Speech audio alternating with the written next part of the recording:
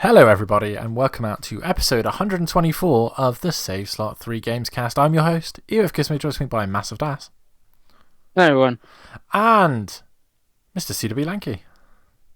Hello Dave.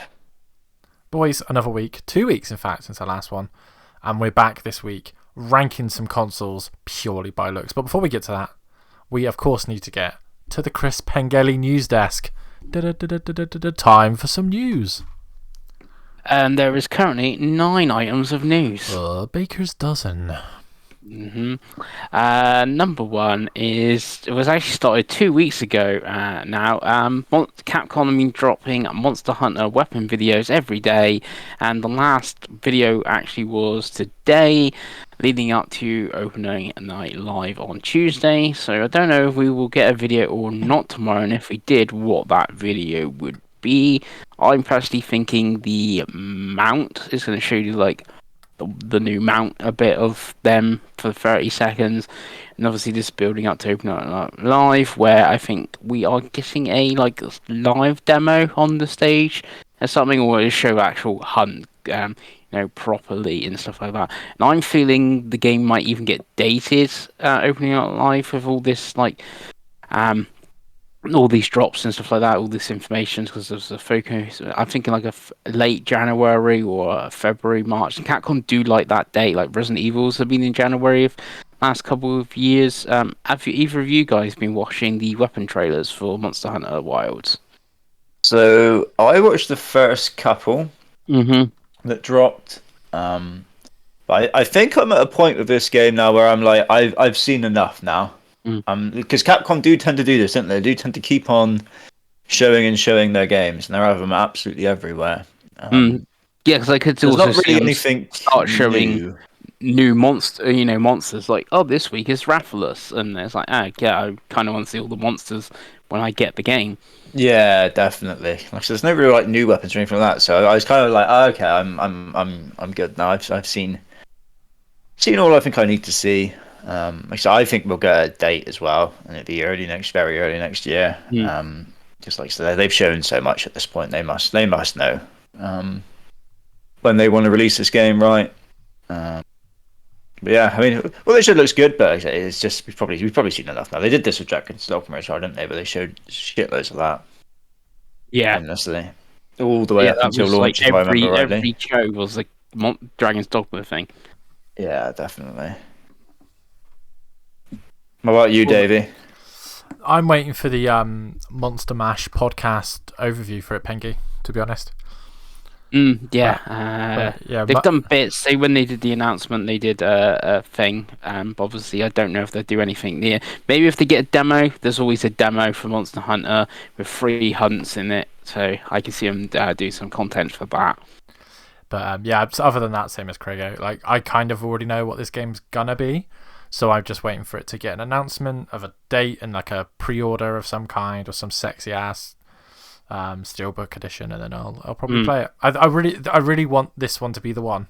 I know I feel like me and Chris say this every single Monster Hunter, but like I really want this one to catch my my jimmies, and with a new toy that I have that I'll talk about later, that it just might. It do. Next item of news is Doom is back yet again with Doom and Doom Plus 2 Enhanced Edition, which has got a new campaign, new modes. It's got 120 frame second option if you've got a Series X or a PS5. Don't know about Series S. There's an option there, and obviously PC. That's an option. It's a free upgrade if you already own it.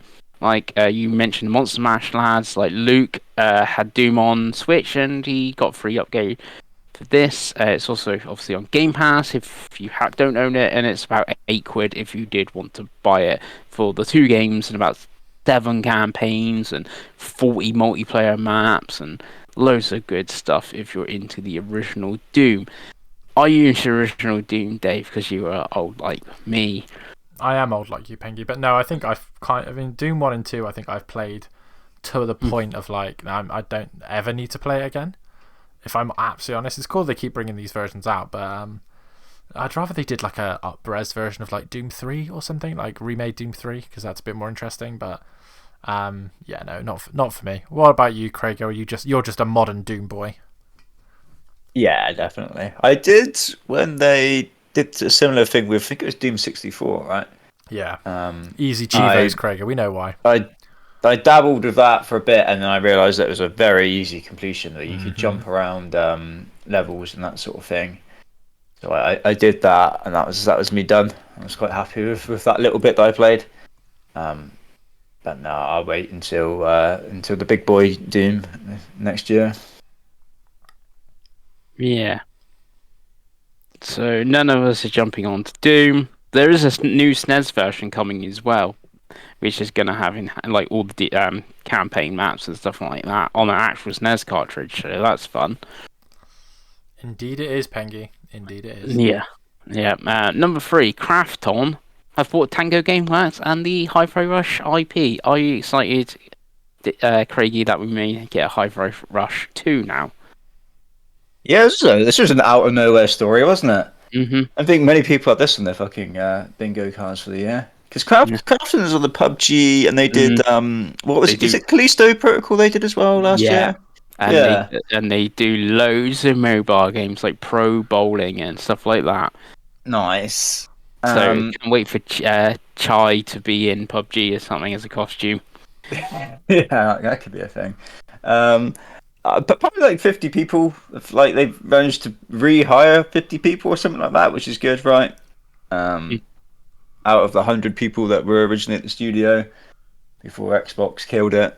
But yeah, it's good. Well, I say we all, me and Dave liked Hi-Fi Rush, right? So Exactly. I would definitely be keen for more Hi-Fi Rush in the future because the first one was so good and those Mm. characters were great as well. So Uh, going this back game, into that universe with a bit more budget, maybe we try and get some licenses or something like that. Maybe that would be pretty cool for the music, right? I was going to point out, obviously, you both played on Xbox, which is on Game Pass, and I can't see Krafton putting it on Game Pass. So, did you like Hi-Fi Rush enough that you would buy the sequel for 40 quid? I think it's 40 quid for Hi-Fi Rush 1. So, I would, yeah. I think the yeah. first one's a very high quality game, personally. So. Davey? Oh yeah, for sure. Yeah, I think the first game was so good that a sequel I would definitely drop 40, 50 pounds on. I think it's worth that. It's cool that they're back and that's they managed to get the IP. Yeah, it's one of those. It's difficult, like Craig said. Like it's half of the staff, so you don't know how much talent is left and what kind of budget and time they have. But I kind of feel like it might low key make Xbox look kind of silly in a couple of years' time when Hi-Fi Rush 2 does come out. Because this time there's actually some hype for it. I'd imagine there'll be some sort of marketing, which Hi-Fi Rush 1 didn't get. So, yeah, it's cool. Really happy to see Tango survive. I think the only IP that Krafton have bought is Hi-Fi Rush. So I don't think we're going to get Evil Rush 3. But I also think that if Hi-Fi Rush comes out and does well, Krafton have got enough money to be like, look, make what you want to make. It's the same with Callisto Protocol, because I think the only reason that was a little bit rushed was because of Dead Space 1 remaster kind of coming out of nowhere. I think I'm pretty sure the developer did an interview recently, right, Pengi, where he said that. He was like, yeah, like they were pretty... Krafton rushed it out. Yeah, because they were like... ahead of Dead Space. Yeah, and it's like, that's unfortunate. I think that hopefully they've learned their lesson with Hi-Fi Rush. I don't think there's a similar game to Hi-Fi Rush, right? So, yeah, I mean, I'll definitely buy it. If Hi-Fi Rush 2 is even half the game that Hi-Fi Rush 1 is, I think is good. And if they do end up, because it's got a different publisher now, because I know Limited Run are going to make physical copies of Hi-Fi Rush 1, I think, but should Krafton do that themselves and put out a like £40 version of Hi-Fi Rush 1, I'd consider picking up like a Game of the Year edition for PS5 just to play it again. Because it was a really cool game. It was a really, really cool game. So it was annoying that the trophies didn't stack or the achievements didn't stack. That's probably my only criticism, right, Craig? You should get the easy achievement when you beat it on normal. That's my only criticism.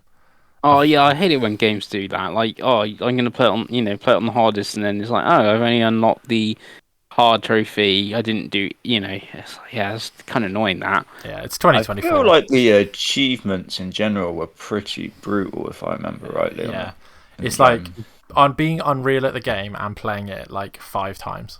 I think was most of But yeah, I would definitely say like I would definitely pick up that first game again in the run up to a sequel. So yeah, cool story. Cool. Next one on the news. Sega have announced 2-Point Museum, the next 2-Point game from 2-Point Studios. I think you've played some of these, haven't you, Dave? Yeah, I've played both of the 2-Point games. They're great. They're exactly the game you want them to be. No more, no less.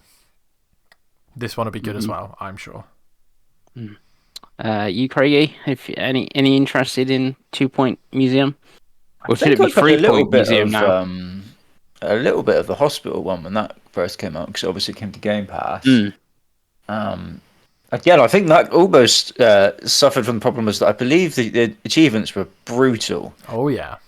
Whereas I feel like if the achievements were a bit more attainable and gave you a bit more of like, a sense I was aiming towards that, I might have put more time into it, because it's just such a fun game. And it did control really well as well, even playing on the TV with a controller in a hand, not mouse and keyboard. But the main thing these games for, boys, I pretty much always get them. Fantasy Critic, easy points, bang. That's all you need. It's going to be an 83 or an 84, easy points. I do have a space left, but I'm waiting for like after opening night live. Has it got a date? No. I feel like maybe next year or something. Could be one that you draft for next year. Yeah, could be. Sega do have an unannounced game at opening night live, but it could be that now. I don't know. That's playable at Gamescom. Anyway, next one. Legacy of Kain Collection has been announced for Evercade, coming September 30th. So that's a thing. But does this also give more weight to the remastered rumors where we had the toys at San Diego Comic-Con, and the same happened with Tomb Raider? They announced it for Evercade, and literally like a couple of weeks later, it's like, here's the remaster for PS4, PS5, Xbox, Switch, etc. What's your thoughts, Dave? Yes, I think you're probably right. I feel like we spoke about these games like a couple of weeks ago. It was last week we talked about them, but yeah, I mean, I think you're absolutely spot on, Pengi. I think this will come to all the other consoles, probably with a physical edition as well, like Tomb Raider. And yeah, it's a cool game, cool series. I know we talked about it last episode, but yeah, cool game, cool series. I'm guessing even not from Evercade, Craig. I guess even Xbox Series X remaster or PS5 remaster, not for you, being quite old games. Probably not. Not in 2024 where there's 600 gazillion games coming out non-stop. And like a remaster of a game from 1996 isn't for me. Yeah. Unlikely to be for you, but maybe for Dave, is Emio is getting a multi-part demo to try out.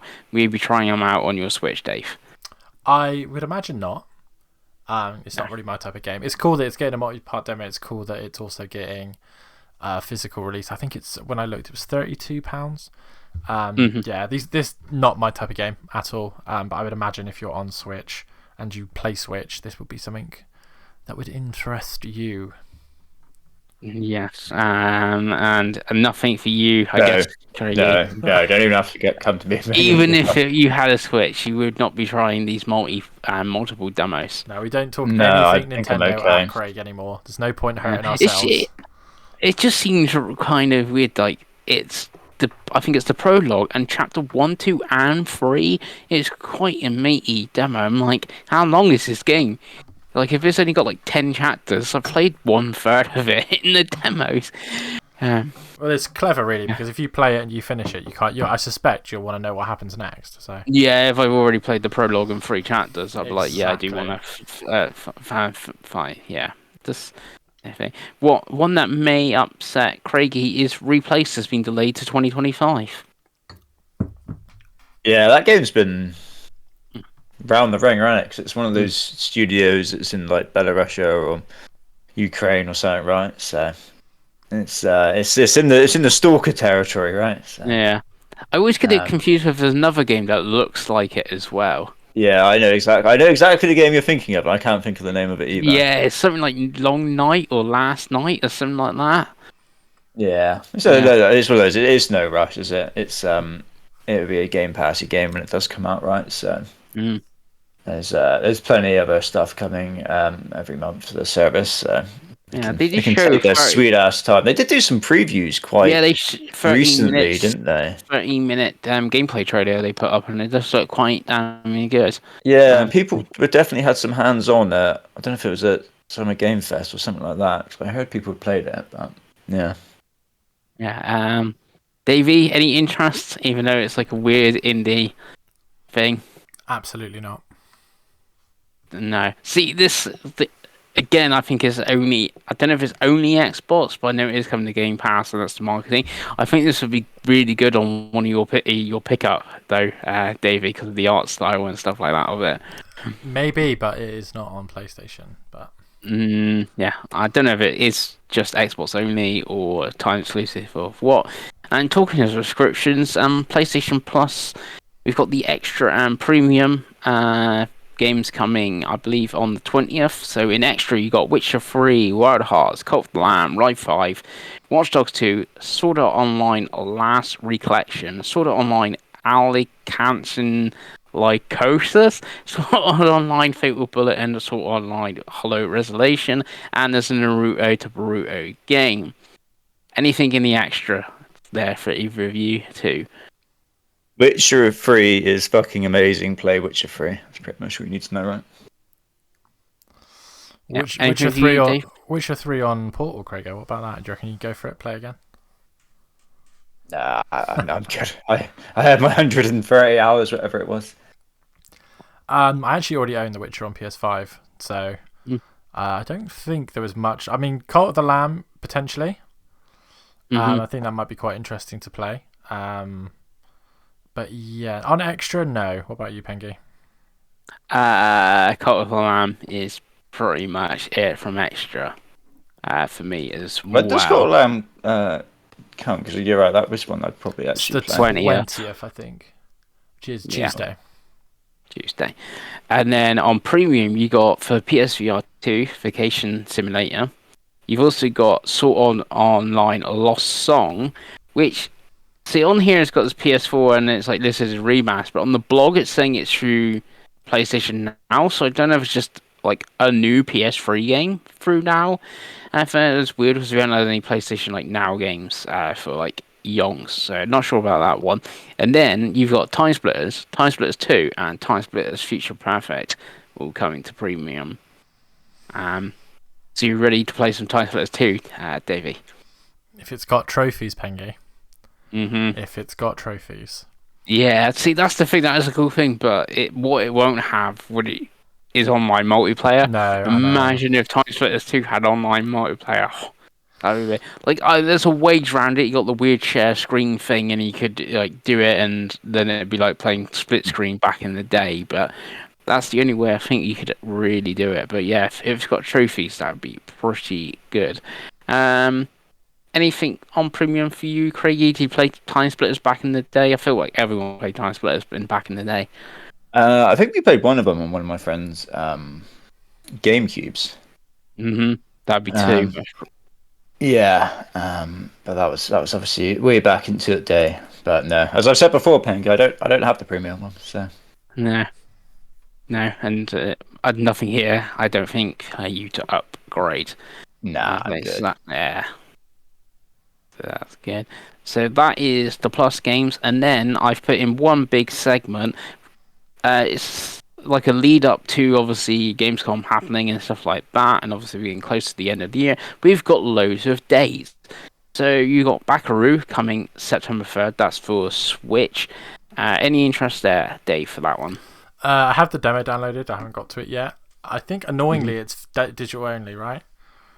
Most Over probably, here. yeah. But yeah, so it's I think it's 35, something like that at the moment. So I will play the demo. It's half the price of Astrobot. It is, but I will play the demo. It's mostly half as good as Astrobot. Yeah, it's good feel, so it should be good. But I'll play the demo and I'll let you know next week. Then now moved up in date. September 12th is Lollipop Chainsaw Repop. Craigie, are you ready to play as cheerleader and kill zombies? No, I feel like there's probably going to be better games in September to be playing. I'll be honest with you. Cool. Talking about games that could be better coming in September, you got Plucky Squire coming the 17th of September, which will be a Day 1 Plus game. And so, Davey, Plucky Squire, an indie game that you might actually play. Yeah, really excited for this. Buzzing because of the Fantasy Critic, but yeah, really cool that it's coming to Plus, and I will now definitely play it. Yeah, it might be the first indie game we all play this year. Could be. Craigie, are you going to play this? Is it going to be the first indie game we all play this year? It should be, right? Because it looks fucking awesome. And there was quite a few like hands-on previews recently, which they were pretty much everyone that I saw or heard was very glowing. So this could be a good one, right? And it's coming to Plus is just great shit, right? It's the middle tier of the middle tier and the top tier. Obviously, it's coming in September on the 17th for that. On the 4th of October, you got Until Dawn. That's the Unreal Engine 5 remake. Too scary for you, Dave? Oh yeah, way too scary. For you, Craigie? I'll play the original. This doesn't look that impressive at all to me. No. Did you watch the new comparison trailer that they just put up? No. No, you can I'll see be honest, every time they've shown this game, I've just been so underwhelmed. I've had so little interest. Yeah, it's like a 3-minute trailer, and it's literally like still shots, like comparison side by side. I think they've heard a lot of Craig's in the world, so they've done a whole trailer of like comparing it. Thing. Sticking on horror, A Quiet Place: A Road Ahead comes October 17th. Do anything for you, Craig? Do you like the Quiet Place films? I do. The first two I've seen are very good. I haven't seen the newest one. No. But I'll be honest, I have absolutely no idea what this game is. It says it's a survival game.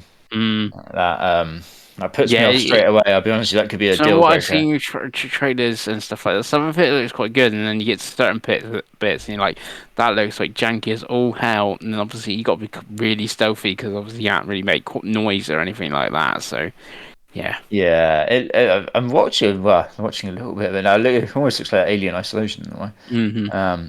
But yeah, no, the films are great, absolutely brilliant. But yeah, probably skip the game. Skip the game. I guess that's a skip from you, Davey. A Quiet Place. Yeah, no, not for me. No, not for you. And then the last one with a date now is Dragon Age Valgard, which is October 31st. Is that one for you, though, Davey? It could be. Yeah, it could be. Really looking forward to that. Like the last 3 games. So I'm probably a preview and like the first price cut away from that. Like when it drops to like the 45, 50, I'll probably see if I can get a copy to play. But yeah, I quite like the look of what we saw at Summer Games Mess. So yeah, how about you guys? Yeah, I feel it's quite a good date as well because obviously we're coming up to now. There's like 2 weeks of just non-stop games, and then there's kind of a little lull, right? And that lull might be long enough that buying something else at the end of October kind of feels justified. And there's not anything like massive around it, to be honest. So yeah, it feels a good day, and like everything I've seen looked good to me. So we'll see. Like I said, it's when we definitely wait for reviews on there, right? Yeah, I might even try and go and finish Inquisition again because I don't really remember it. Was it 2014? I think it came out. 2015, something like that. So it was 2014 one. Yeah, it was 2014. So I might do a replay of that really because I know I have that on. I have that unplayed on PS4. I played it on Xbox originally, but yeah. Are you gonna get it, Pengi, or did you not like Inquisition? I don't remember. Did you play Inquisition? I don't remember. I did play it. I didn't think it was that good. No. I still like my favorite Dragon Age is still Origins. The first one. The trailer, like the date trailer, looked. It looks fine. Like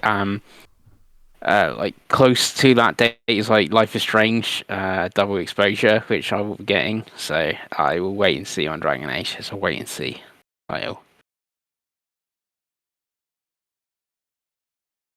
And that is all the news. Lovely. what way round? I think we'll do what we've bought and what we've played first. I think because I think we'll end on because it's quite exhausting doing the older list, isn't it? So we'll end on the lists. So Craig Warren, what have you bought? What have you played in the last couple of weeks? On PlayStation, it's just been Morcana. I've now done I think it's basically broken up into 3 parts. I've done the first 2 parts essentially. That's where I think I'm at. Game's still good. Does have weird some of the bosses are quite weirdly challenging. And the combat can be a bit finicky, I guess is kind of the word. You've got to be weirdly precise with your rolls and your parries. It's a very small window. So some of the bosses can actually be quite tough, which you kind of don't expect because it's quite just like a cuddly, chill, wander around, find your chest, solve some puzzle sort of games, and then these boss fights can kind of come out of nowhere and really hit you in the dick. So that can be a little bit frustrating sometimes, but on the whole, it's not. I've not had any that are so long where I'm they have 2 or 3 hours just banging my head against the wall, wanting it all to be over. So that's something at least. But on the whole, I'm still enjoying that. What's that again? Kano Bridge of Spirits. Yeah. I did buy something on PlayStation, but I've not played yet. I bought Thank Goodness You're Here after Pengu's kind of endorsement of it last week. Mm-hmm. Great game. Yeah, looks very good. Looks very Northern English. Sean Bean doing the Yorkshire. Yeah. They released it on Yorkshire Day and stuff like that. Yeah. You just need Sean Bean doing some running commentary talking about Yorkshire tea, and I think you're pretty much there, right? So I bought that. It was on the plus sale thing. Yeah. I think it was $12.50 instead of $14.99 or something like that, which I feel like $12.50 is a pretty good price for that sort of game, right? So that's one I'm quite excited to play. Probably after Kena on the old Portal. And then on the Xbox, I'm trying to think what I played. I think I'd gone back to Call of Duty last time. I think I'd started it then gone back. I think I don't think you finished the campaign. No. So I did go back. I did manage to finish the campaign. It's a very mixed bag. The normal COD missions are very good. In fact, some of them are ridiculously good. Still quite hard on veteran, but you kind of expect that. And then the open zone area missions do just suck. I fucking hate them. Every time a mission loaded up and it says open zone at the start, I was like, fucking hell, another one of these bloody things. They might be quite fun on the easier difficulties, but on veteran, because there's so few checkpoints, it is just fucking savage. Absolutely savage. There's one that's quite good where you're in you start off at the bottom of a building, you basically got to fight your way to the top, and you start off with a shotgun. It feels like you're in some 80s action movie. It's great, and until you get to the top, and the bit of the top of the building is just ridiculously hard, and sucks all kind of dick. So yeah, I finished that on veteran, and then I did the standard Call of Duty SMODs, where there's loads of level specific achievements, blow up this ATV in this way or whatever. So I went back and did the classic, jumping around the levels, on recruit difficulty, just running around getting those achievements. It's always a fun time doing that on Call of Duty, right? I always enjoy that. And I think that COD is all I think Modern Warfare 3 and Modern Warfare 2 are all one thing, one package technically. Yeah, it's DLC for Call of Duty. Yeah, so I do want to go back and do the Modern Warfare 2 campaign as well at some point on veteran. So I'm sure that'd be quite good fun, and I don't think that had the open zone missions, right? I think this was the first one that they did that, so it might be better, honestly. And it will also, get more Chivos, seeing as it's all one weird package bunched together, or whatever it is. So I'll go back to that. And then the only other thing I've played is I started Path of the Goddess Boys. This is a game I've been meaning to start for a while, but kind of, other stuff had come to Game Pass, so I didn't really feel like it. Obviously, this is one of the ones that came out on that day where there was like 3 Game Pass games all in one day, right? Yeah. And kind of similar to Dungeons of Hinterberg, is when I was like, I didn't really know what to expect or whether I'd like it. 'Cause it's a game that doesn't. It's weird when they show it, right? And they show quite a lot of it. And every time it's been shown, you're like, oh, it just looks weird. Mm. But when you actually kind of hands on and play it and explains what's going on, you're like, oh, okay, it's not actually that weird. It's fairly straightforward. It's not as mad as it seems. It's got really nice art style. Music's really good. Very good, like put on, and because there's no voice acting really. It's a very good just kind of like put on, have a podcast in the background sort of game.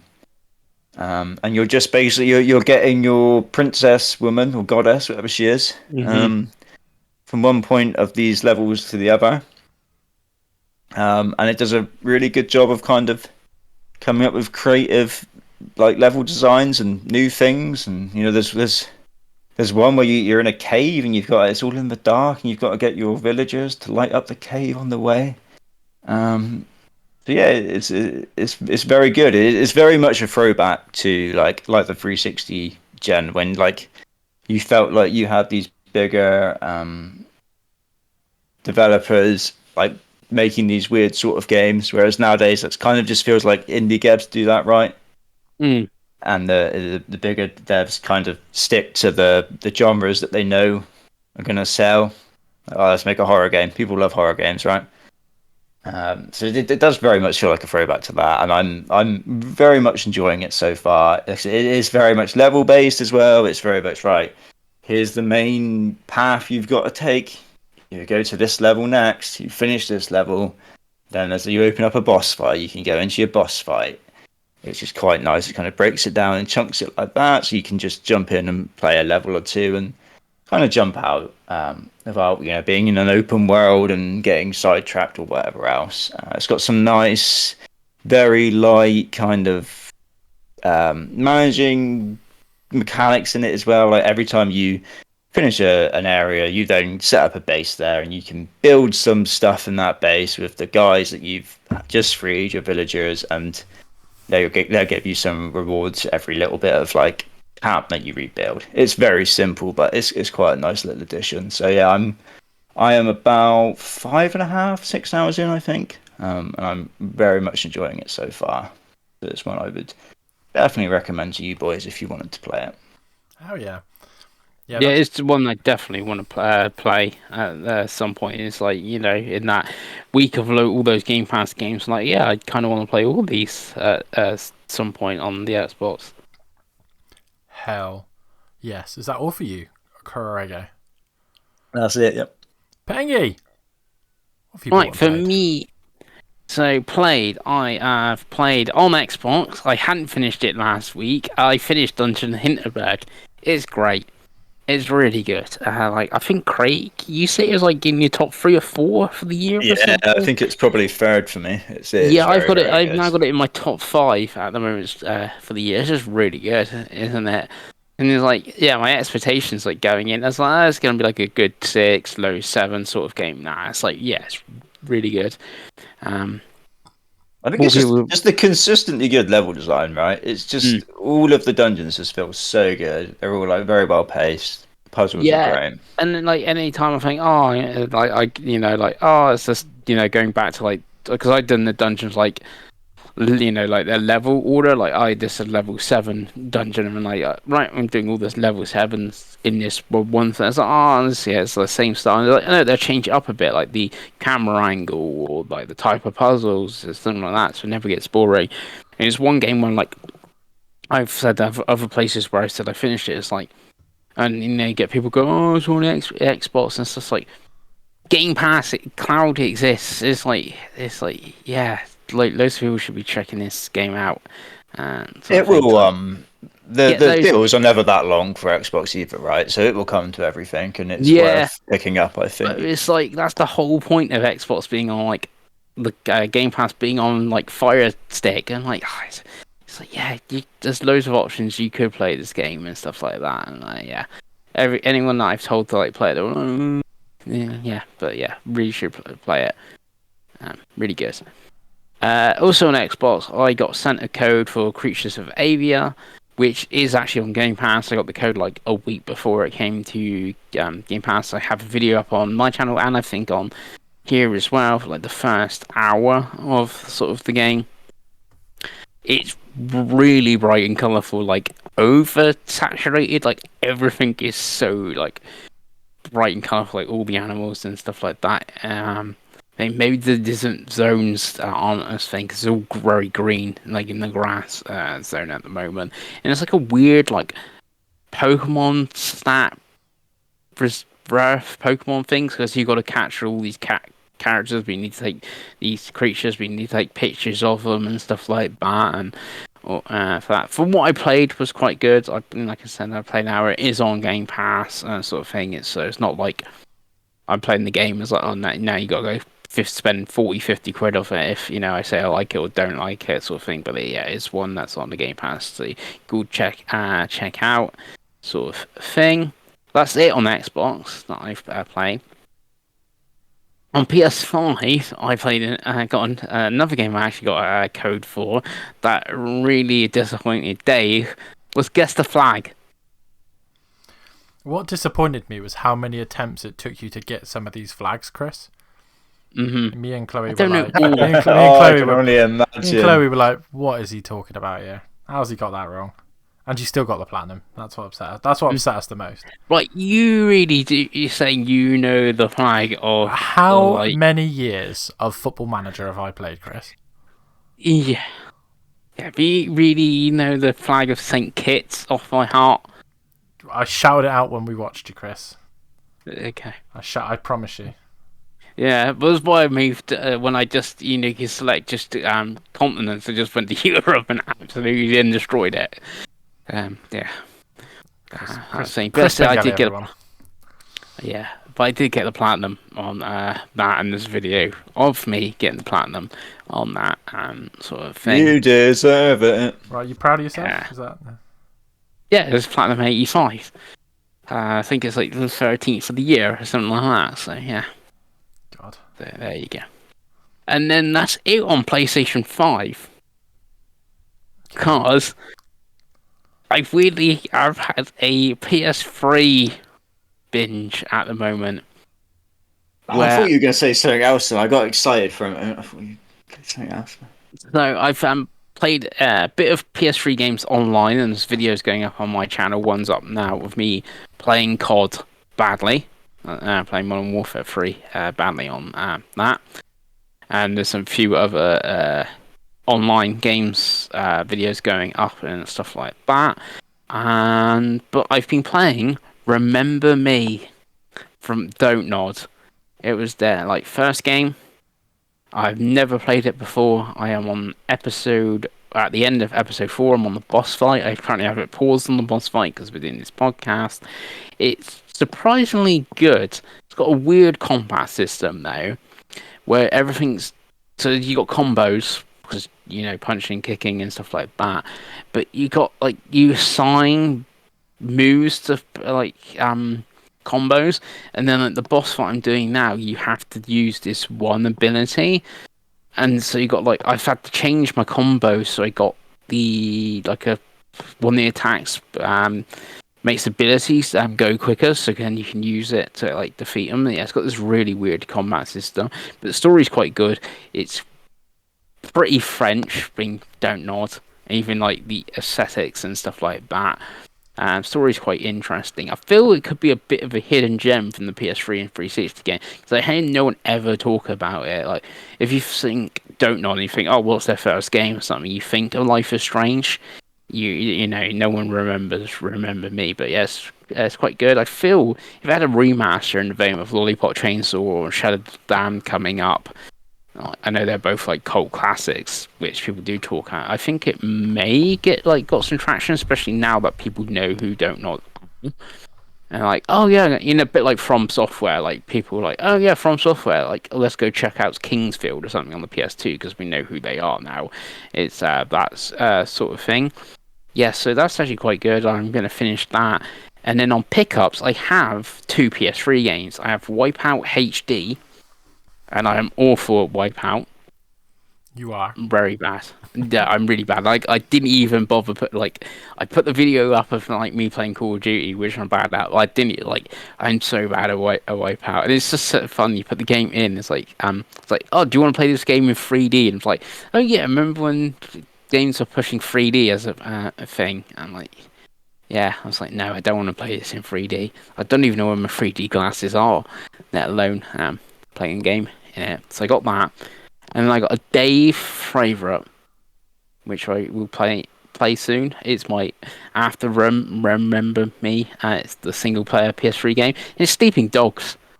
Finally, one of you has been brave and picked up a good game. At Craig. Yeah, and I also got the Sky Cipher Xbox Series S controller, the new blue one. It's a very sexy controller. Yeah. It's the like translucent blue one, right? Which is a homage to the original Xbox, and they even do like when they showed it like the little thing, even though the blue console was only in Japan, so it would make more sense to be green or clear. But yeah, it is very nice blue. Hell yeah! I did see that you can get the Hyperkin controller S pre-orders now. Yeah. Yes, and that is it. Lovely, Pengi. Well, first of all, I think Wipeout Omega Collection is on PS Plus potentially, and I highly recommend that to Craig because I know Craig likes F-Zero, and Wipeout is as close as you're gonna get to that. I don't know if did you play Wipeout back in the day, Craig? Nah, you'd love it. Those games are always hard as dicks. It the weird thing about this. Yeah, I was like, I did a couple of races, online. There was like 3 like groups running last night, and it's like this. Yeah, I like remembering like, oh yeah, you got to press the bumpers to turn and stuff like that. I'm like, yeah, it's like, yeah, I'm no good at this. Yeah, and the PS4 collection is the one Pengle's bought has got another one that was on PS3 and the one that was on Vita, like all like HD, like 4K'd up. And it's a very good collection of games, but it is hard as dicks. Like I think I've played like 12 hours and don't have a trophy, for example. Nice. But it's a very good, like it's unreal. Like I said, there's so much content as well. Like it's ridiculous. But yeah, if you get the urge to play F-Zero and you want like a first party one, I definitely recommend the Wipeout Omega Collection. And I'll always recommend Sleeping Dogs to everyone because it's great. Great. So my pickups, I know Pengos is excited for my pickups. So first of all, I have one game pickup that my beautiful girlfriend decided to buy me. She bought me EA Sports College Football 25 on disc that she imported from America. I know she got some help from Pengi. As much help as Pengi can be, because I know you're like Pengi. So I've got that. And I've played that a lot. Like I've got 9 of the 16 trophies. I've played it for like 10 hours already. It's fun. So what I like about EA Sports College Football 25, Craig, is it's much more similar to old EA Sports games in that because it's like kind of like a new franchise and it's all about the college teams. It's about the game at the moment. Like there isn't like really many ads, and Ultimate Team isn't really the point of it because obviously it's not got, although it's got licensed player names, it doesn't have their students. They don't have like their pictures and stuff. So that's not really a mode. Like it's on there, but it's not that. It's not the main mode. Like it is the like career mode is the main mode, and then playing like online, which are seasons I think is what it's called in FIFA, where you just play like standard teams against each other. And I'm having a lot of fun with it. I've got all of the Ultimate Team trophies actually, and I've got most of the rare ones. But I think I've got 5 more. I think I need to get. But really enjoying it. It's quite a doable completion, isn't it? Yeah, so I have the hardest trophy. The hardest trophy is 1.2%, which I have.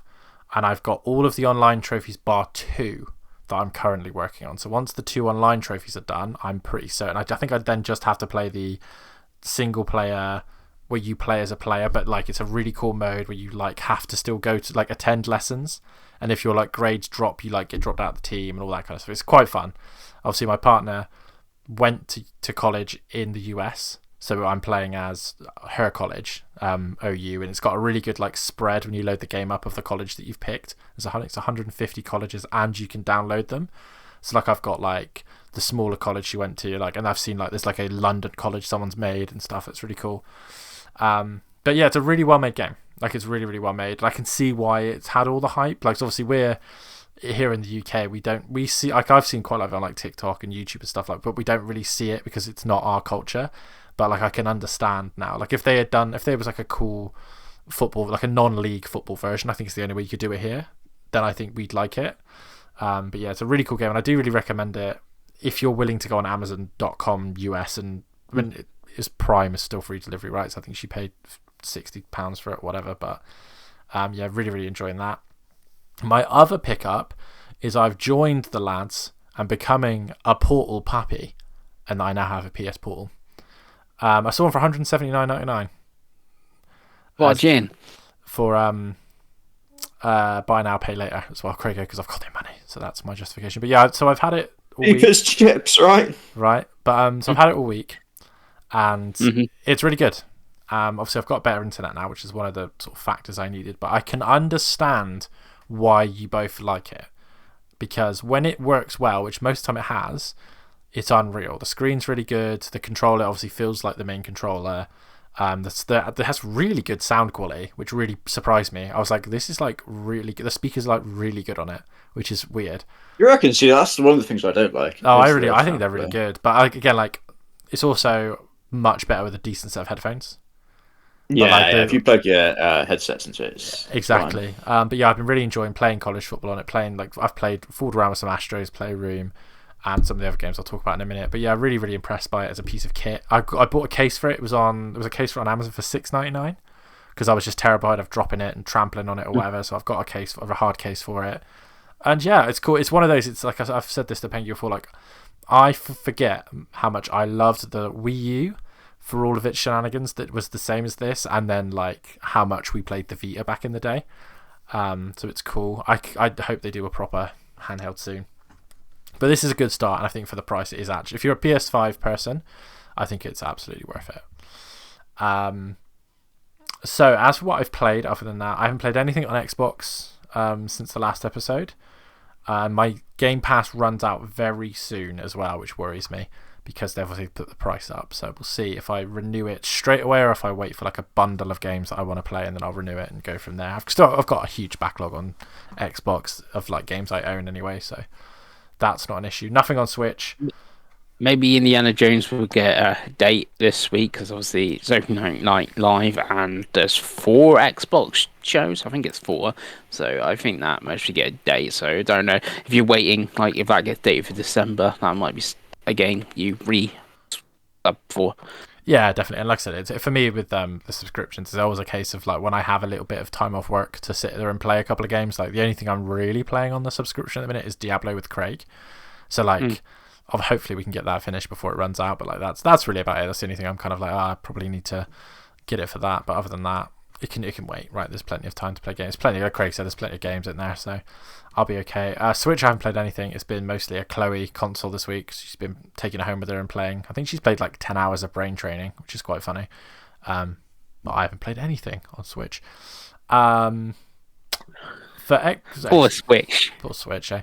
But it's 7.5 years. It's time, innit? For the rest of PS5, so I don't know if I talked about it last week, but I have finished Star Wars: The Clone Wars now, and I have the platinum. Really great game. Like I said, it's a weird vehicle shooting thing. If you like Star Wars and you miss those weird movie B8 games of the PS2, get on it. I sincerely hope we get the Lord of the Rings one soon. I can keep dreaming. Yeah, I never thought we'd get Time Splitters, so let's keep dreaming. Maybe WB wants some money because I'll pay for Return of the King at this point. Then the only other game I've played a lot of is Grid Legends. I played the entire story mode because obviously Craig's played this, and I've played all the other Grid games, so I don't know why I just haven't got around to it. It was a PS Plus game, so I've jumped on it. Done the story mode, that was quite fun, and I've done some of the career mode, but I wanted the platinum, but it's so grindy. I didn't realise how grindy the career mode is. It's insane how much content it's got. Yeah, I did what I imagine you might do, and so I finished the main story mode, and was like, oh, that was great, and I was like, I want to play more of this, and I got to the campaign, and it was so much, like very quickly, it was like, I'm okay, I'm done now. But yeah, Craig's exactly right. Like it's the story mode's really fun. I know there's more story content in the season pass. I obviously don't have that, but Yeah, I think I will probably run my time with it because it's fun, but it's not like I don't enjoy that type of racing as much as I enjoy like rally. To like sit there and play 50 hours just for a platinum trophy, but it's a great game. It's on like everything always, so highly recommend it. You would have guessed where I played it and finished it. Stadia. Yep. Good old Stadia. It still lives in our hearts, right, boys? Mm-hmm. Yep. Oh yeah, it's never died. And then other than that, like I've been toying with games on my portal. Just play. To be honest with you, I've been trying to get trophies for this bloody trophy competition thing. I did the intro hour of Metal Gear Solid 5: The Phantom Pain. Ooh. And that's just too much. It's God, that's slow. What a slow intro. So I don't know if I'll come back to that. But we'll see. Don't put yourself through it, David. No, it's one of those like everyone's always said the gameplay is really good, and like what gameplay? Everyone is the sick fucks that like that. Yeah, sort of I mean, it's as similar as it's like Elden Ring. Everyone goes, "That's really good." They're sick fuck, Dave. He's really good. You just need to. So you've gone past the hospital. If you've gone past the hospital, you'll be opening up.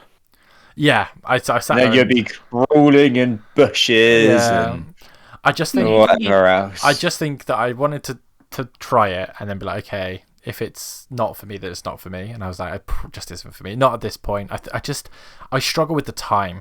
Like the portal helps because I can play like an hour here, an hour there, but like I haven't had the reason I haven't started Final Fantasy VII Rebirth yet is because I haven't had 3 hours in a row to sit here and start it because I really want to start that game, but I just haven't had the time. I've just been sat here like, that's why I've been playing stuff like Star Wars and Daxter and Grid Legends that you can kind of jump in for 20 minutes and then jump out. And obviously college football was just playing one game of football was 20 minutes. Like that's great. But so it's still there if I want to. Obviously I've owned it for a long time, so if I want to go back I will.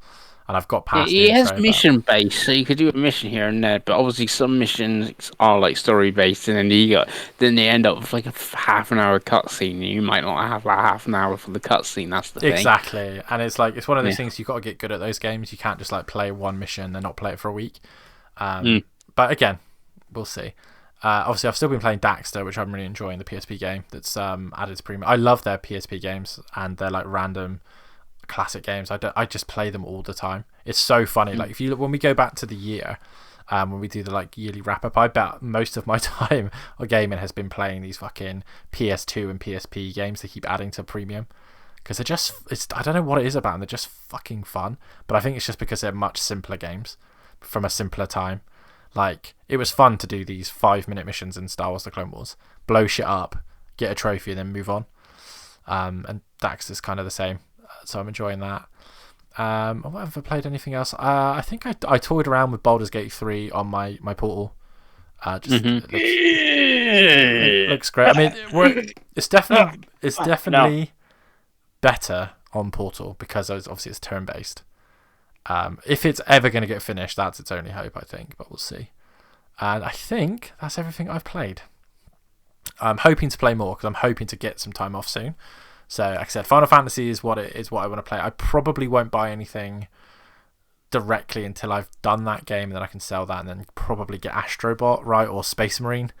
If Space Marine 2 gets like a 90, that might even jump ahead of Astrobot in the game I buy next. But I don't think I'll be getting either straight away. But we'll see, because I really like the look of Space Marine, Craig. Like a lot. Like every time I see a trailer, I'm like, oh my god, get in me now. You sexy bitch. But yeah. So, let's move on to the last segment of the show, Pengi. And that is, of course, ranking video games consoles purely by looks. And we did home consoles last week, which was quite a popular episode. So we're going to do... So let's transition. Handhelds. So the boys don't have the exact list that I have, but I will, of course, speak out loud and let them know what we're doing. So, boys, are you happy with the rules and how we do this like we did last time? Yes. Yeah. Just give me... You and Pengi go first on a lot of them, I would say, because I'm going to have to Google what the hell I'm looking at, I'd imagine. Christopher Pengelly. Yes. The Game & Watch. Oh, the Game and Watch. See, the problem is it's only got like the not the dual screen one, the regular one, but it's pretty basic. It's a D, isn't it? Yeah, I think that's probably fair. I think I'm happy. I think D I'm happy with. Yeah, it's pretty ugly, isn't it? It's pretty Yeah, the thing is, they disgusting. come in multiple colors, different sizes. Like I got the Zelda one, and it's that's dual screen, which obviously So Yeah, I think D. I think D. It's. Hmm. I think yeah. Perfect. So, number 2, we've got the first model of the Atari Lynx, which is the more rounded, more grey version. Now, my opening gambit with this is F. It is disgusting. Pengi, what do you think? I would agree. Craigie?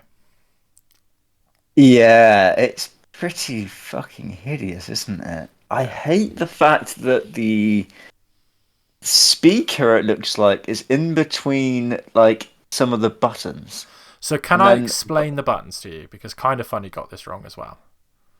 yeah. So, I also, just before you start explaining, just whilst I'm on my what I hate, the D-pad looks so silly being in the yeah. center with all that space around it. It looks so dumb. So the But yeah, explain reason buttons. for it, the reason why the D-pad's in the center and the buttons are like that, is because for some reason they designed this console to be used right-handed and left-handed. So you push a button, and then the D-pad goes on the right, and the bottom 2 buttons are the buttons on your left hand. You flip it over and can use it backwards, and it flips the screen the right way around. It's hilarious. And then I guess the links is actually the wrong way around on the bottom Yeah, there. exactly. Oh, So it can be that's even fucking more stupid. hilarious. Yeah, that's F, isn't it? So what That's did the really Kind of bad. Funny think it was? Why the buttons were so spread out? They thought it was for multiplayer, that you Oh. both sat around a Lynx playing. Like, fucking what year is it? Like, did that happen? Yeah. Okay. I guess I could have seen maybe like a tape mode or something very Yeah. cool or something, but even not. But you could switch it if you're going to play left or right-handed, which I guess is kind of neat. But yeah. So with that being said, the Model 2, I think the Model 2 is a D, that it's better than Game & Watch, but I think that's I think it's top of D. Yeah. Krieger? It looks really fat in the middle, doesn't it? Yeah, I just like that it's all one colour and it's kind of like beefy. Yeah, I don't think it can go any higher than D, but yeah, I think above the Game Watch, yeah, I think you're right. So now the one that I think everyone gets a bit controversial about, but I'm interested to see what Pengi thinks. The original Game Boy. That is a B. A B? Yeah. So it is just sort of grey, isn't it? We're going for the bog standard colour, and it is quite a chunky boy as well. I don't know. This is I don't know going if to be it is the a NES B. all over again, isn't it? No, because I like the NES and that. I feel like this might be a C. I'm kind of with Craig on C. I think the green screen, even off, is vile. But Yes. I do like the kind of like classic 80 purple button, sorry. Mm. My one that I have is yellow with black buttons. Mm-hmm. And that's kind of how I see it, but I think C is about as fair because it is classic. I It's feel- very functional, and it's the first one that looks like comfortable to play on. Yeah, I feel like we put it C now, and then we'll see how everything else pans out and whether we need to move it up or not. But Yeah. So Pengles, the Pocket. It's like a slimmer, sleeker version of the Game Boy. So B. I'm gonna say top of C, Craigo. I think it does look a lot better than the original Game Boy, actually. Again, I had mine in yellow with black buttons. Loved it. I think that is a B. You know, Okay, well, it's 2-1. I agree with Pengles there. A beautiful console. 2 AAA batteries is all it used. It was a black and white screen. Me and my brother had one. He had that silver one. I had the yellow one, like I said. And what a great time to be alive, Pengi. Mm. Mine was clear. Was yours translucent? I missed the translucent stuff from back then. It was wonderful. Pengi. Yeah. The Sega Game Gear. Mm-hmm. Where are we putting it? Top of D. I'm going to agree with top of D. What I want Craig to do is I want Craig to Google Sega Game Gear Marlboro, like the cigarette. And that is my favourite model of Game Gear. The Coca-Cola I've got one. pictures of Game Gears, and that is not great, is it? It looks like it's a smaller. I say smaller because it looks fucking massive. A smaller part of something else, which is weird. There's also one with a radio antenna. Oh yeah, you can get radio on the top. Yeah. I love it. You can get that's the TV one, Craig. You could watch terrestrial TV on it. You could watch like BBC One on it because it had a coloured backlit screen. Oh yeah, there is a Coca-Cola and a Marlboro. Yeah, I think. What were you saying? Top of D. That's yeah, yeah, it's better than the Lynx 2 in it. Yeah, I think that's right. Nice. I'm not gonna do the Nomad because it didn't come out here. Pengi, okay? Yeah, I feel okay. We can if you want, but I mean, it's a D in it. It's just not very. Yeah, it's a D. We're putting it in D. It's not a very good looking console. It's better than the Game Boy, Game & Watch, I should say. I put it on the list. Okay. What didn't come out here, but I know Chris wants to talk about it, so we're going to do it, and it's the Virtual Boy. Solid F for me. See, the Virtual Boy is odd because we're doing it on looks, and purely you looks can see that is so ugly. See, I don't think it is ugly, but you can see that red bit like the Game Boy. You can see that green screen. You can still see the red screen even not using it. The controller is surprisingly good, but you're not obviously using the controller. You're just looking at it and looking at it. You'll be like, why is there two D-pads and stuff? Why is this headset got a stand but not a strap? That's you stand it and then you put your head in it. Yeah. It's an F for me. There you go. Bottom of F for me. Yes. I'm going for D. I'm not going high, but I am fighting for the Virtual Boy to be in D. I think the stand really kills it, doesn't it? Because the stand just looks so stupid. How else would you play it, Craig? Scratch your head, like Dave said. Yeah. Headset, thank you. Yeah, I think it looks pretty hideous, to be honest with you. It looks, I think I do want to put it above the Atari Lynx though. I will compromise with that. That's fine. So top of F, yeah. Yeah, top of F. Now for something that won't be in F, I suspect the SNK Neo Geo Pocket. Okay, I did that first. I thought we might. This is just the order I have it on the screen, so I apologise. The Neo Geo Pocket, it is black and white. It is quite nice, though. I'm going to go top of C. I'm going to go below the Game Boy, but C. Okay. Craigie? Yeah, it's quite a simple, basic-looking thing, right? Beautiful stick, though. Beautiful stick. Yeah, it does. I like the fact that the stick doesn't seem to stick out, but the case dips in for the stick. Yeah, that's quite cool, isn't it? It is. I know there's some texturing going on it as well. I like the little logo as well. Actually, you know what? I quite like the look of this. Where did you boys say? I think I go on top of C. I think top of C. Yeah, I think top of C actually. So, Craig, you've never felt one of these in your hand, but that stick is the best stick in all of video game handhelds. It's a clicky 8-point stick, like a fighting game stick. It's unreal. It's unreal to play. I might even go to B, boys. I'd fight for B. I think I like the look of this. See, Craig, there's a reason. There's a reason me and Craig haven't said B, because we think the pocket colours in B. Me and Pengi. I know how Pengi feels. Goes in B because they've made the stick even nicer looking. The screen is a little bit nicer looking, and there's way more changeable covers, and I like it. I think it's a sexy device, the Neo Geo Pocket Color.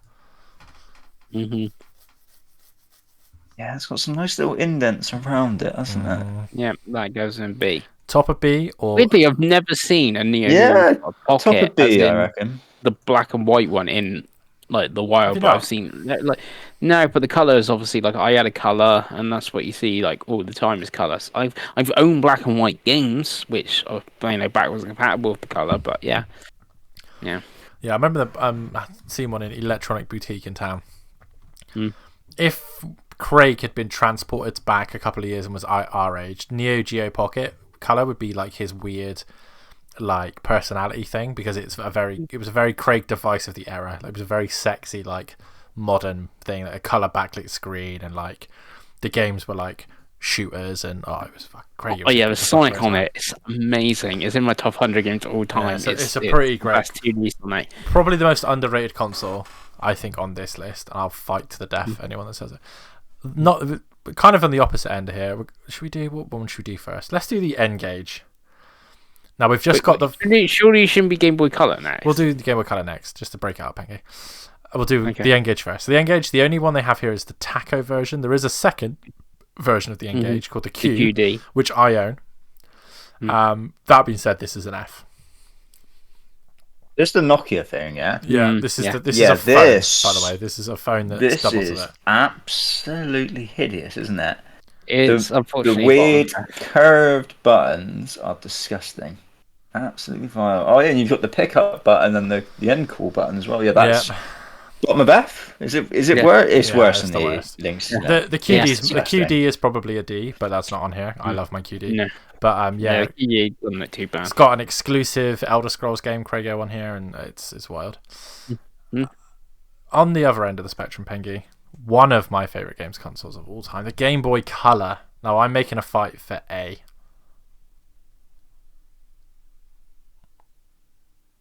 What do you think, Pengi? B, and I might even go below the Pocket.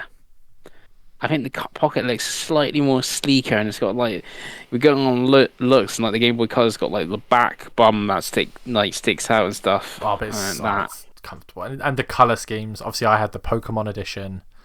I love this damn console. I think it's gorgeous. Craigo, I can't remember what color my Game Boy Color was. They did lots of. They probably translucent again, Pengi. You do like the atomic purple, I think it was called. Yeah, I think it was the purple one. I reckon A. Hell yeah, I like it a lot. Yeah, it's a sexy. Did you have one, Craigo? Or did you ever have a handheld Nintendo until the Switch? I had the foldy uppy one. What was the foldy uppy one? The GBA SP. We'll get to that later. Yeah. So next we got the Tiger Gizmodo, Craigo. The Gizmodo. Oh, didn't the Gizmodo next, are we? Like I said, Pengi, you got to stop. It's just the order I've got it in. Like the Tiger.com's later as well, but it's just the weird order it's giving it to me. The Gizmodo, Craigo. Console that had 6 games on it, I believe, and you could get a version that played ads. Even the preview picture isn't looking good, I'll be honest with you. I'm looking for a bigger one, and it's not any better. It looks like a radio, doesn't it? Oh, yeah. It's an F for me. I mean, yeah, that is horrific. Pengi, whereabouts in F would you like it? It's F, and I'm going to put it above the N-Gage. I will agree. Why are the buttons like play and because you could like rewind. Watch TV on it, I think, as well. Yeah, it's weird. Like the N-Gage as well. It's like way ahead of its time if you think what it could do, and now what we do with phones and stuff. But yeah, it's not good. Where we put it's better than the N-Gage, surely. Yeah. I've gone between Lynx and N-Gage. Yeah, that's right. Yeah, as well. Yeah. Okay. Right. So now for Pengi, we'll do the other Tiger Electronic here. We'll do the Gamecom. I think again F, probably. Maybe even below the Gizmodo, because this looks like a fucking 1980s PDA. And that's a stylus at the bottom, Craigo. It's pretty disgusting to look at. Yeah, it's horrendous, isn't it? The weird it's got the two-tone grey and black, and it's got the weird light baby blue buttons. Yeah, I think maybe even Only the worst some one, of them actually. I think this might be worse than the N-Gage. I put it at bottom of F. I put it below the N-Gage. Yeah, I agree. I fully agree. Yeah. Again, it was kind of ahead of its time. Like it had a touch screen, it had a stylus. Before before the DS, had internet play on it, and it had like other apps and stuff like that. But it had an awful screen you couldn't read. Yeah. So let's get on to some better consoles. The Game Boy Advance family we'll do next. So the Game Boy Advance, Craigo, the first one. That's the purple thing with the buttons either side. Pengi, give me an opening salvo for the original Game Boy Advance. It's B. Okay. Craigo. I can't put it above the Neo Geo Pocket Color personally. I think maybe even C between the Game Boy and the Neo Geo Pocket. I was initially thinking C, because the more I look at it, I'm like, it's a bit of a weird shape. Like, the kind of squishy looking buttons is perhaps like a backward step compared to the Game Boy's like harsh, glossy buttons. I think C. I think probably between the Pocket and the Game Boy though. Yeah, that's what No, I'm I was thinking. putting below. I was putting bottom of B. So what are we putting? So between The middle of C. the middle of C. Yeah. Right, now I've got one I think we're all going to agree on. The Game Boy Advanced SP for me is S tier. Yep. Craigo. Oh yeah. So I had the. Is it the NES version of this? Yeah, the NES one is like one if you still have it. By the way, it's worth quite a bit. It's a sexy machine. Oh man. I mean, I'd probably go. I'd probably go A, but Okay, I'm you not have voting on it, so we're outvoted. going this. SP, love the SP, gorgeous device. So gorgeous, in fact, they're making phones that look like it now, Pengi. Mm-hmm. A bit of a controversial one now. We got the Game Boy Micro. Mm-hmm. I think, Craigo, if you're gonna look at a version of this, I think the Famicom Game Boy Micro is probably the best one. It's a tiny little thing with changeable buttons, like changeable faceplates. But pure looks, it looks like a toy. So I think probably top of D for me. But I'm happy to listen to either of you. See, I was putting this in S. No. Definitely not. Not on Oh, looks. It's a cool concept, but like, what? Look. you got It's just a lowercase buttons. grey. Yeah, it just looks like a toy. That's the problem. It looks like a toy. No, it looks complete opposite of a And toy. Then, it looks like a premium no, thing. That was the whole point of it as well. This is like this premium. Look at it with the game in as well, Craigo, because that's even worse. Because the game's like Yeah. halfway out. I mean, some of the specially color ones look alright, but we've kind of been mainly doing this by the default color element, right? And it's just it's not good. It's like I'd maybe put it below the Game Gear. I'd maybe go between the Game Gear and the Lynx. Best looking handhelds ever. It's definitely D. That's Yeah, because it's a 2-to-1 vote, but where in D? I think it's better looking than the Game Gear because it's not as bulky. But that's probably my only fight I can give it. yeah. Well, you're kind of in the middle there, Dave, so that's fine. Yeah, go for that. Right, we'll cheer Pengi back up. The PlayStation portable Pengi. Yeah, the PSP. Yeah.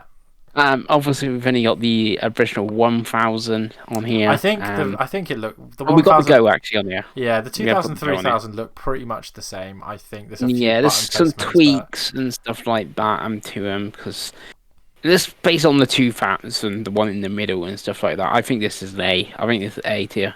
I agree. I think it's an A tier. I think it looks sleek top of A and premium. And it looks like the buttons look comfortable. So this looks premium, but the Game Boy Micro is in D. No, the Game Boy is too small. It looks like a little toy. Pengi, come on, it's gone now. Let it go. But yeah, I think the PSP is an A. Craigo. I'm either A or S in looks. Okay. I think it looks like quite a cool little machine. Obviously, special edition wise, you can find 5 or 6 sexy fuckers. It's a great look. It's got some amazing looking special editions to PSP. The Star Wars Darth Vader one was classic that everyone had. The Hannah Montana one. I know that's weird, but it's a really lovely purple. Yeah. If I ever see one of them in the wild, I most really get it. It's a really nice lineup. So we will put it at the top of A because that's the middle ground. Yeah. But yeah, gorgeous. Controversial one now for Pengi. The PSP Go. Now based purely on looks, Pengi. PSP Go. B. What'd you say? C. It's a tough one because closed, it's quite a sexy piece of kit. But open, it does look a little silly. I Mm-hmm. I think it's another D, but I can be persuaded either way. Krago.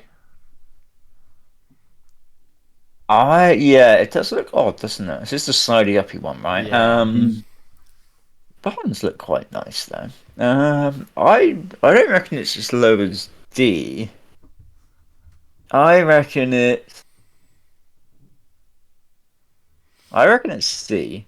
Okay. I Mm-hmm. don't think it's above the Neo Geo Pocket though. Okay. I was going to put bottom as C. Okay. Well, I'm happy to go bottom of C. That seems like a compromise. Yeah. Cool. Okay. The original Nintendo dual screen Pengi. Mm-hmm. Got That is a D. Yeah, I think it's a D. Very ugly. Looks even worse closed, Craigo, the original DS. Yeah, it's not pretty, is it? It No. almost looks like a fucking woman's makeup thing that they Yeah, open it up and. actually looks better. So a lot of people do is the hinges break, and so they like turn the bottom half into like a standalone GBA, and that looks way better. But the top screen just doesn't fit with the second screen for me. But yeah, I think it's a D. I think it's probably below the Game Gear for me. Yeah, Yeah. yeah. Between that and the Atari thing, yeah. Okay. Now the DS Lite Mm-hmm. for me is a solid high A, probably just below the PSP. Pengi. I'm going to put it for B. B. Okay. Top of B. Corrego. I Yeah, it's quite a nice looking thing. I like the top half of it. It's a sexy machine. Yeah. I reckon I would go middle A between the PSP and the Game Boy Color. That's where I had it as well. So it's 2-1. Mm-hmm. DSi, it's much of a muchness. It's the same, but with a camera, right? So Mm-hmm. I think it's a solid top of B, bottom of A, something like that. See, I was going to put Is this this the one in A. DSi XL? Is this what No, this just is? the No. DSi. There's two models. I see. From looks wise, it looks the same as the DS, but it doesn't have the slot at the bottom, but does have a camera in the middle. I don't know if there's much else that's different looks wise. Obviously, it's got Yeah, I was. when it's closed, it has a camera on the top as well, so that's probably something that Mm, looks different. yeah. It's more of a matte finish, which I thought looked better in the DSi than DS Lite. Okay. That's why I was putting in A with the light in B. Okay, so Right. But they are quite similar, so why don't we put it in A below the DS Lite? Yeah, I feel like yeah, it's pretty that's much the fine. same thing, right? Yeah. Something that does look slightly different is the DSi XL. Mm-hmm. Because it's bigger, has a different form factor. Again, like these DSs, look at them closed before. I don't know why these pictures have them open because that's not helpful. But I think it's a solid like B. I think the design of the DSi at this point is pretty good, and the sleek colors are pretty nice closed. But I don't think it's as nice as a Neo Geo Pocket color. Yeah, I can. I think this is the best looking DS, and I was going to put below the PSP. And that burgundy color, oh You're so old, Frankie. yeah, the blue is quite nice as well, but the burgundy one, yeah, which is like the standard color as well because they aimed it at old people. Yeah, I would go between PSP and DS Lite. Um, I mean, they were just the same to me. I'll be honest with you. I say look at it closed is what you need to do. Mm. Burgundy Yeah, DSi XL. That's what we need to type in. yeah, I can see one of them. I mean, I'd be happy just to put it below the PSP if that's. Yeah, Yeah. that's fine. Yeah. Okay. 3DS is what I've got next on my list. First Here we 3DS. go. First 3DS is pretty ugly. Mm-hmm. I think it's bottom of C. Yeah, I tend to. Yeah, I agree. It's the fact that the weird screen at the bottom is like raised up, right? Yeah. It looks very odd. See, at the time I What loved we it, saying? and then as I've gone back, I've been like, no. I've gone for bottom of C. Yeah, I can. Yeah, I can jump on board with that. 3DS XL. It's better than the 3DS, but I still think it's a C. Craig? Yeah, yeah, I think so. I So think it's. Is it? I feel it's better than the PSP Go thing. Maybe. I think it's better than a PSP Go. Yeah. Right. Yeah, cool. Okay. 2DS. Bottom of D. The See, wedge, because this doesn't close, Craig. This doesn't flop itself over. I think it is better than the Game & Watch, but worse than the Nomad. Oh, it's pretty hideous. Yeah, I think it's better than a Nomad, but I don't think it's as classic as Oh, a it's Game and Watch. really bad though, isn't it? Yeah, it's some of the like It's the like a slab, isn't it? Just a yeah black the slab. see-through Pokemon ones are quite nice. That probably saves it a little bit, but the Mm. pure like base color, I think it's alright around that bottom of D. It's not as against God as a Virtual Boy, but I would go. Oh, I don't know. I'd go maybe just above the Nomad. yeah, that's fine. Mm-hmm. What we got next? The new 3DS, which is similar to the 3DS but has the nubbin and the color buttons, and this is the one that has the changeable plates. I like this one. I think this is Yeah, my and favorite looking 3DS. So I'm it gonna is go closer A. to the DS and DS Lite and the DSi in style, where the 3DS. There's something odd about the original 3DS. I would say B. I think it's a B.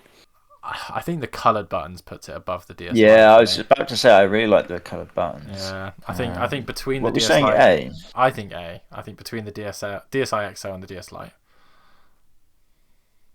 See, I reckon it's better than the DSi. I'd go like I Just might even say it's better than PSP. I would go maybe top of Yeah, A. the problem is we've got two other 3DSs coming up, Yeah, I which think I this is think the are better. best. Darcy, I think this is the best looking one because of the color buttons. Yeah, I will go with you, Craigo. We'll put it above the PSP.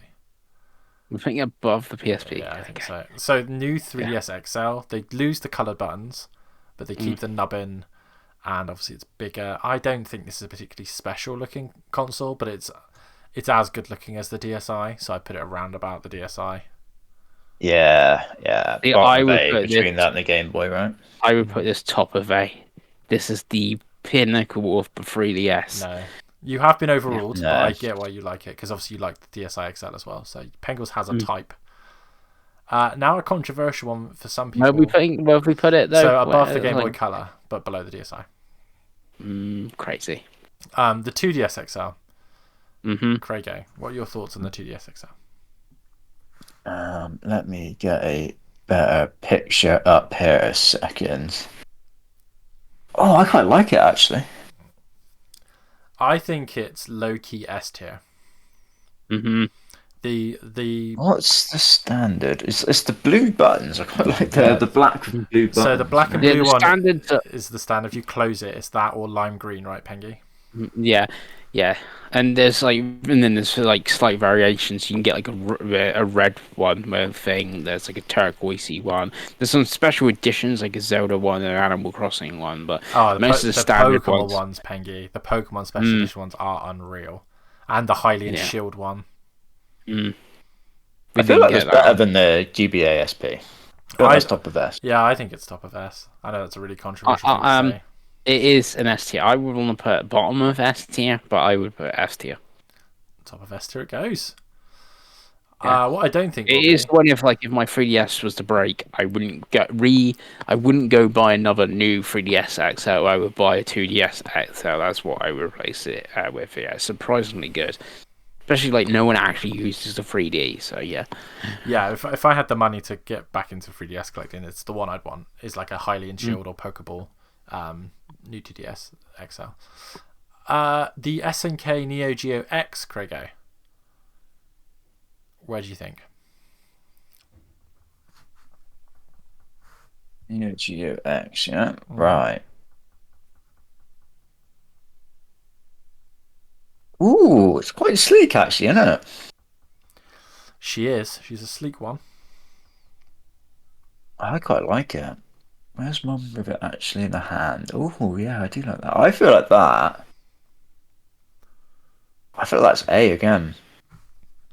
I really like the look. I know it's not a great console, but I love the look of it. I think it's maybe even top of A. I'd maybe go between the PSP and the new 3DS. Okay, Pengi. I would have gone B, but it's fine if it's going in A. Okay, we'll put it where Craig wants it. What have we got next? The PlayStation Vita, Pengi. S, top of S. There we go. Easy. I've got it. Yeah, that's both versions because it's only got the OLED on here, but that's the Yeah. Slim and OLED. I think it's weird because I own two, and they're both Slims, but that OLED screen is ridiculous. But it is a little bit more chunky than the Slim. But yeah, the Slim is. I've got it below the PSP. I was about to say, I don't know if I'm being controversial here, because obviously I've never really played on it, but I was thinking that I don't think it looks as good as the PSP. So the reason I've got it below the PSP, Pengi, is very simple. The tiny buttons. There's too much going on. That's what I'm looking why are at. those There's buttons just so too small? much shit. So are we saying below the PSP but above the DSi XL, or lower than that? No, I'm saying like B, I think. B? I think it's below the Neo Geo Pocket Color. That's mental. This is like the best looking handheld. I can compromise and go top of B. Because I had it like bottom of A. Okay. Yeah, but if you had it in A and I had it in S, surely it should be in A then. Okay, we'll put it in A, put bottom of A. I think the bottom of A is what we can do. It's difficult because like I love the console, but like to look at with those little buttons, it pisses me off. I'm looking at my black and pink one right in front of me. It's amazing. Yeah, but you're biased. Okay, you're biased towards it, aren't you? We're not. Am I biased not towards going to it? do the PlayStation TV because that's actually not a handheld. That's the whole point of it, is to not be a handheld. But you didn't want to do it in console either, so I just it doesn't belong anywhere until we do a pure set-top box one, Pengi. The Nintendo Switch to look at, Pengi. It's a C. It's just a tablet. Craigo. I mean, I don't really get the just a tablet because you've got to include the Joy-Cons. You do. Why? But they're not part of the handheld. You can take them off. It's not handheld without them, is it?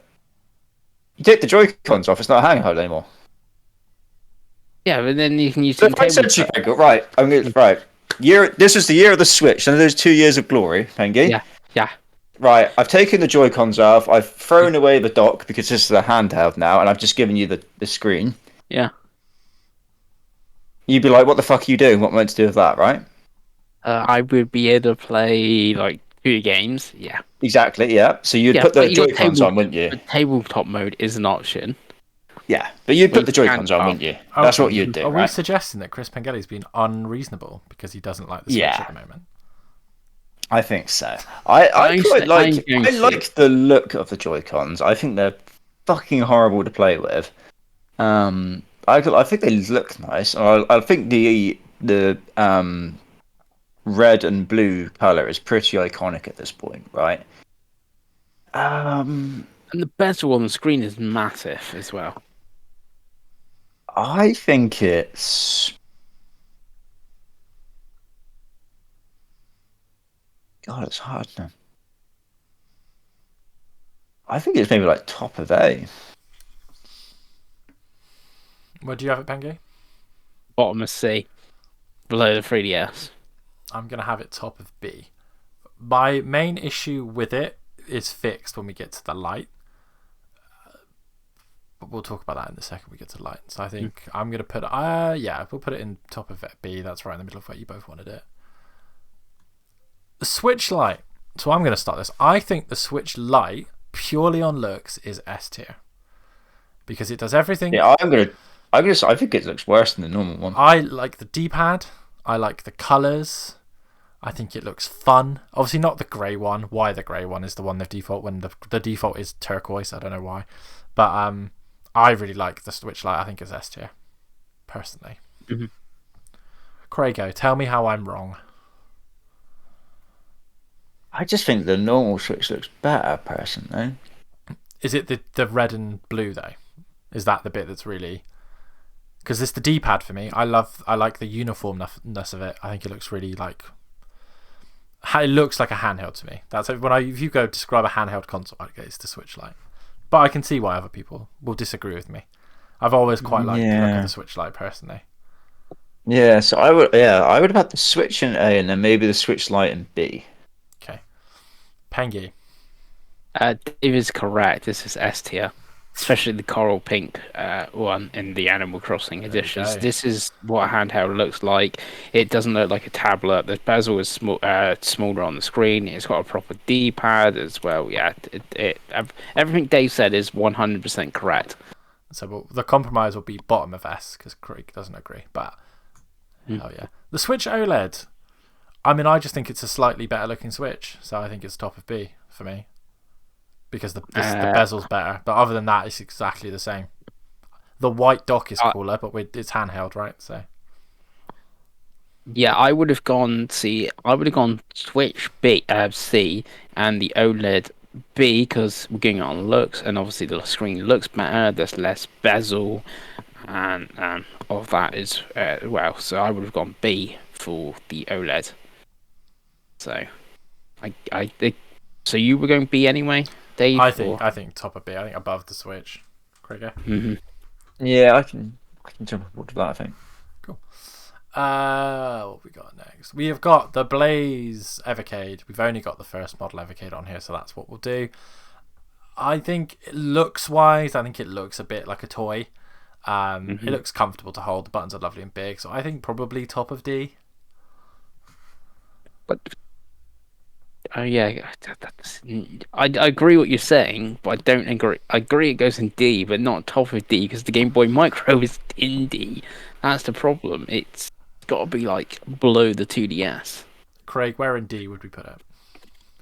So I don't think it's that bad. I really hate that it's got like a white and red color scheme going on here, and then we've got some colored buttons, and then the D-pad's grey. Yeah. That is a decision that they've made, isn't it? Is that just because they couldn't afford to paint the D-pad? Like, what's going on there? I think it's black on the next model. Yeah, it's... obviously, yeah, because you got the EXP and then the EXP-R. So like, yeah, it's been delayed again till November, but yeah, you do have the two like premium versions of this as well. I mean, to stop Pengels from jumping out his window, I could go second in D. How about that? Okay, we can do that. How that looks better than the Game Gear and that as well. Game & Watch 2020. I think it's above the old Game & Watch, and I think it's above the Game Gear again. Maybe actually, I think it's top of D. I think that's better looking than the Game Boy Micro. The new Game & Watch, I would go D, and I would go below the Game Boy Micro.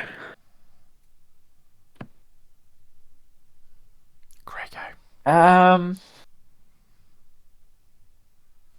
think it looks better than the Game Boy Micro, I'll be honest. I would go top of D. Cool. Yeah. Top D. So now we have the Steam Deck. Purely on looks. I freaking love the way this thing looks. It looks beefy. It looks like a games console. I think it's somewhere in B for me, but let's see what you two think. See, we're going just by looks, and you're right, it's beefy, and I think it looks too beefy. That's the problem. Like I think it looks stupid having all the buttons and that on the top and then nothing on the bottom. I think that looks really silly.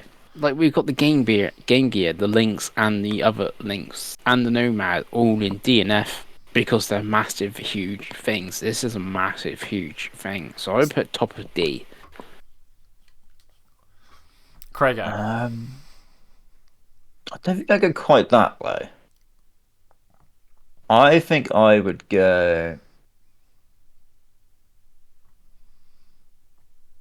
And the thing is, obviously, we got the original Steam Deck, like the OLED, obviously having an OLED screen and a few other changes would most probably be higher, but it's not on here. I think I would go middle of B. I think I would go between the Switch and the Neo Geo Pocket Color. I think that's a compromise, so that's where it's going to go. The second, we've got three. We've got three more. Let's do the Nvidia Shield Portable.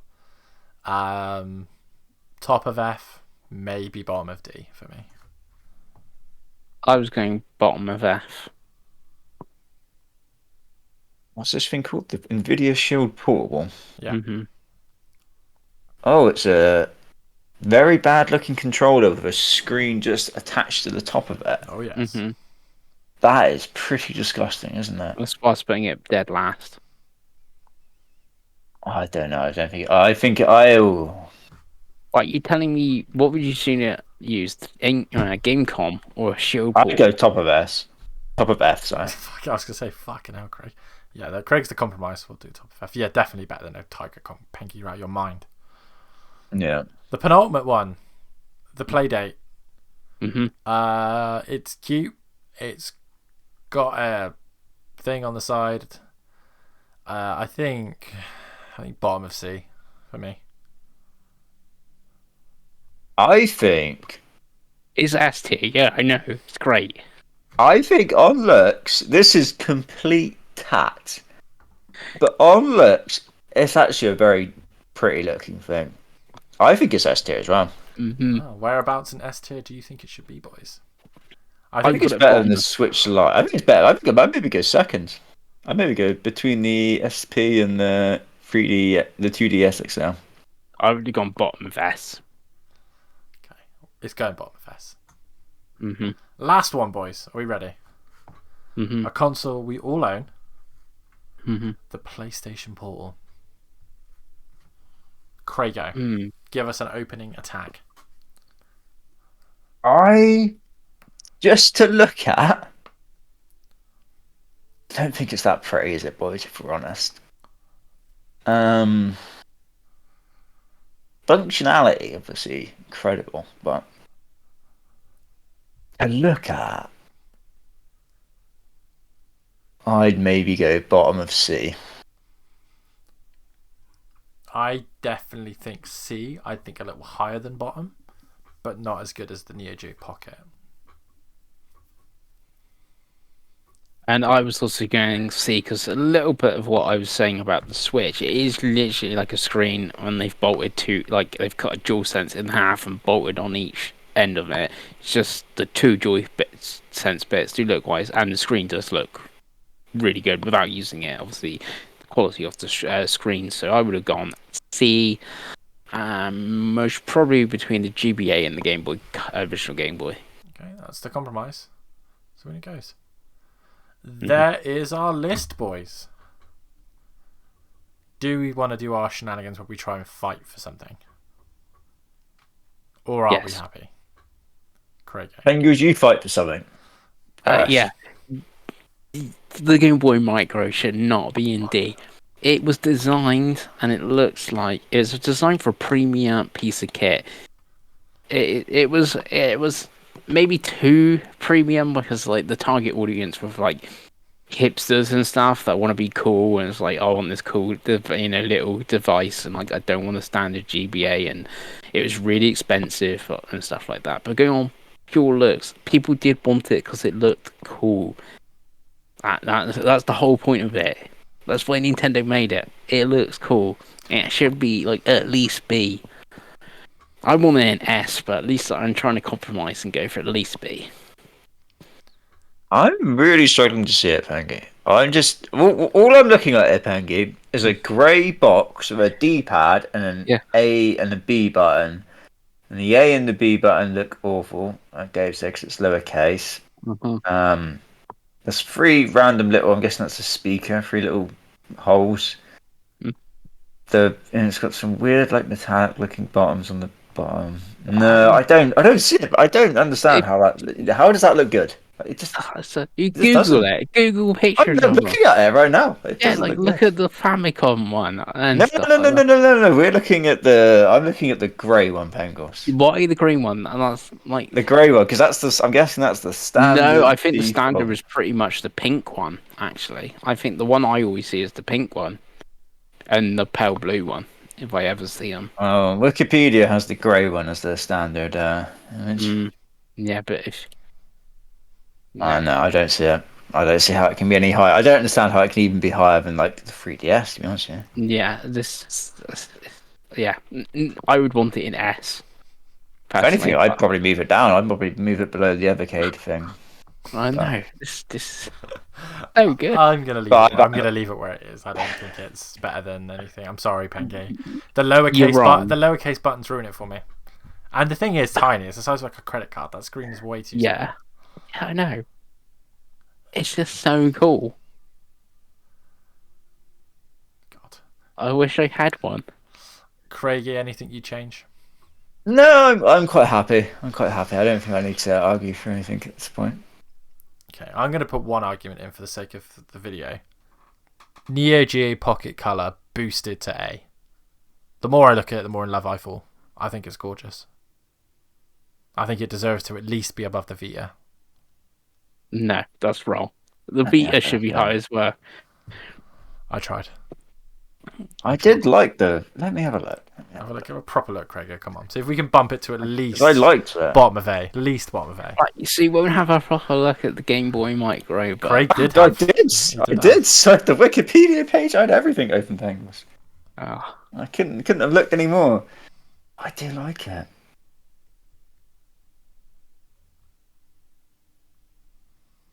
The problem I kind of had, Dave, is I kind of prefer the normal one. I'm looking at them side by side right now.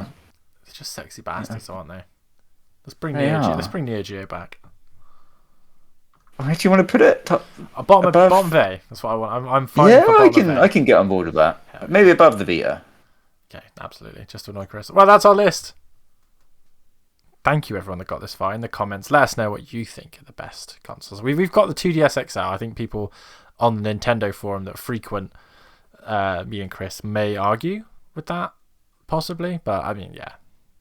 they'll all be arguing the Game Boy Micro. It's No. Pengles, when you get your own Game Boy Micro, you can do a whole video about it. How about that? Mm-hmm. But until next week, that's goodbye from us. Bye.